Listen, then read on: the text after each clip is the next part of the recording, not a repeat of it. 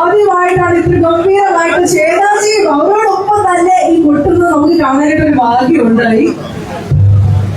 അതാണ് ടോണി അച്ചായൻസിന്റെ കൂടെ നിന്നാൽ എനർജി ഓട്ടോമാറ്റിക്കലി വന്നോളൂ.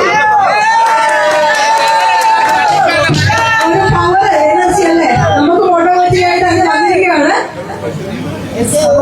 നമ്മുടെ ശിവജയുടെ ഒരു സംശയമാണ്, ചെണ്ടകൊട്ടി ശ്വേതാജി പഠിച്ചിട്ടുണ്ടോ? അതെ, നമ്മുടെ ശ്വേതാജി സകല കലാവല്ലഭയാണെന്ന് തെളിയിച്ചുകൊണ്ടിരിക്കുകയാണല്ലേ. അതിൽ ഗംഭീരമായിട്ട് താളത്തോടു കൂടിയാണ്. അമ്മയുടെ പ്രസിഡന്റ് എടുത്തു പറയേണ്ട ഒരു കാര്യമുണ്ട്, നമ്മുടെ അമ്മയുടെ പ്രസിഡന്റ് കൂടിയാണ് നമ്മുടെ പെണ്ണിന് ഇത്ര ഹംബിളായി സ്വീറ്റായിട്ട് നിൽക്കുന്ന നമ്മുടെ സംഗീതം ശ്വേതാജി. ഓക്കെ, അപ്പം നമ്മുടെ ലക്കി ഡ്രോ കോൺടെസ്റ്റ് നമ്മൾ മൂവ് ചെയ്തിട്ടുണ്ട്. അതിന് മുമ്പായിട്ട് തന്നെ ശ്വേതാജിയുടെ ഒരു പേഴ്സണൽ സന്തോഷമായിരുന്നു ഇന്നലത്തെ ദിവസം എന്ന് പറയുന്നത് അല്ലെ.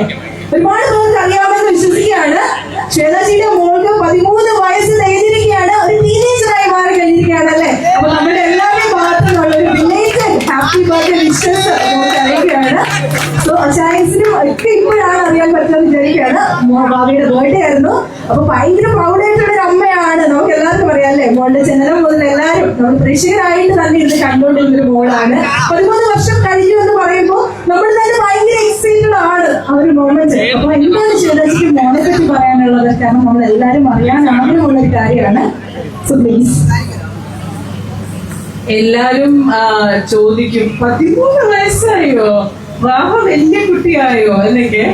പിന്നെ ഒരു അമ്മ മോൾക്ക് വേണ്ടി വീണ്ടും ഞാൻ നിങ്ങളെല്ലാവരും മുമ്പേ പറയാണ്.